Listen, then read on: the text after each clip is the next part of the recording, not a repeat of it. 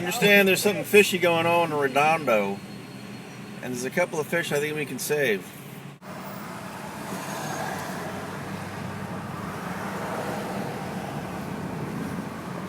And then I need you to fill out one of these.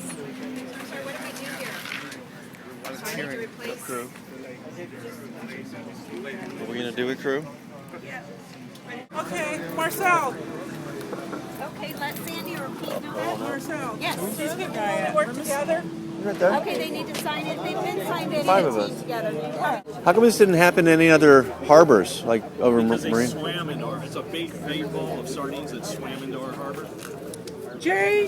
Was it the winds and the Yeah, we weather? had the gale force winds for Fine. about a day and a half. Has this happened before in the past? Never? We've had algae blooms that have killed fish in the harbor. We've never had this happen. So this is not a natural common occurrence every It's so not a often. common occurrence, but it was natural. Line of health. Right here, right here. Small Lake Canales. All right, so what happened was we had a whole bunch of fish pushed toward the shore because of gale force winds for about a day and a half. As they got toward the shore, between the Palos Verdes Peninsula and here, the only really kind of safe haven for them to get out of that was inside our harbor, where they came and got in this area. Okay?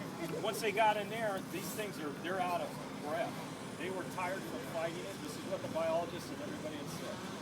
They were so tired that once they got in there, they depleted the oxygen really quick. And they had readings they had just done the day before all this happened, because we take readings all the time, Sea Lab and a few other places. Normal's about 8 parts per million. It was down to below 1 part per million, which is kill zone. 1 to 2 is kill zone for fish. So all the fish that were healthy kind of made it into this other basins and were pulled out of there. And those are the bigger, like mackerel and stuff. We're still seeing these other basins. There aren't fish in by Cheesecake Factory. Other basins don't have the problem. They died in here. A lot of them went to the bottom. The rest of them kind of got pushed over here. This thing was full of birds that couldn't fly. Guess why? And so if you see a lot of birds circling, hopefully you have a hat, because they're full. And if they're up in the air, they've kind of processed, so it's a dangerous situation. So if you grab it like that, it's way better. It does 2 things too. You don't walk around with it like this and bump people or hit them in the face with the end of it, because you're keeping it up like this. So lift it up out of the water, walk over to the orange buckets that they typically have, set it in there, turn it, and push the fish out, and go back and get more. So really what we're doing is, you can see that it's just that time of life that all of the fish now, they're coming to the surface, and they're really coming to the surface just about as fast as we pick them up. Alright, so it doesn't look like we're making progress, but we are making huge progress. Where do these fish go when you're done with it? What's that? Where do the fish go? They're going to Victorville, to a natural organic landfill. Or not landfill, but they're going to be processed into fertilizer. And actually part of that fertilizer comes back to the city of Redondo Beach. Oh, that's good. So what we're doing is we're having the boats really kind of push with their jet washer, their prop wash, and we're just kind of working in this area. Alright. I'm going to put 2 of you on a boat.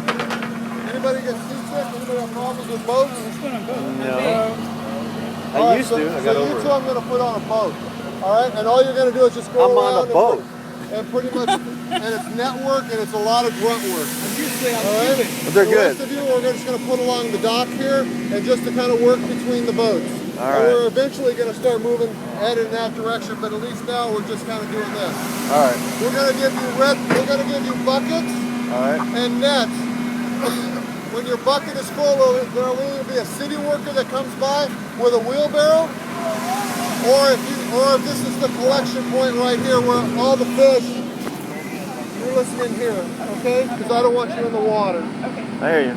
Okay, so this is a collection point where everything gets sucked out of the buckets and then you go back and do whatever it is that you were doing. So whether the fish go into a wheelbarrow and get wheeled up here, or the fish get sucked out of the bucket down there, that's up to you, and however you want to do it. Alright. Alrighty? Let's get to work. Alright.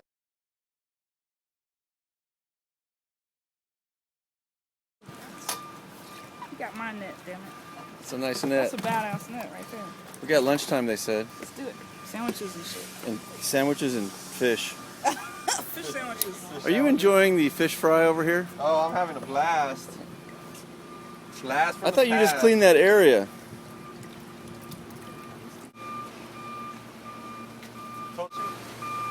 This is just so much fun. Nasty.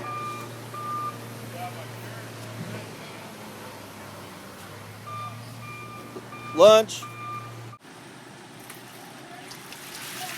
Today's catch. On today's menu, we've got sardines. Get closer, Paul. Get closer and watch me put this.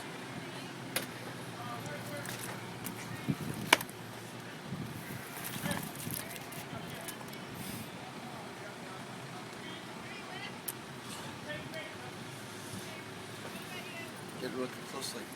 Down in here. Don't drop it in the drink.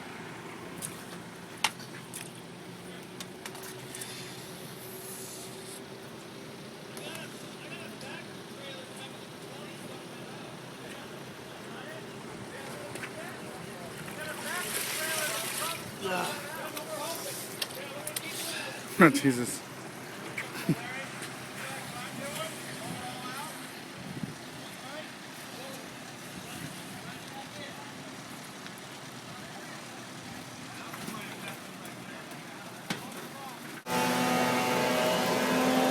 Your last net.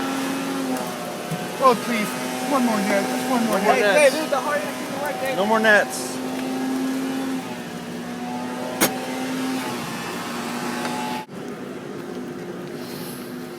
Hey crew. America's proud of the job you've done. Crew. Hey crew. Please, guys, you're not even sweating. Let's go, guys. Can we do this tomorrow? Yeah, sure. Another day, another attempt at a massive cleanup of dead fish in Redondo Beach. Workers are doing their best to clean up all the dead fish there, but as soon as they clean them up, more seem to rise to the surface. KCAL9's Amy Murphy has details on some new tactics to clear up the water. Volunteers carrying wheelbarrow after wheelbarrow say the job seems endless. We knew they needed a lot of help. I couldn't believe what I saw on the internet with just the blanket of fish. After clearing the harbor Tuesday, millions more of dead, decomposing fish surfacing just as officials expected.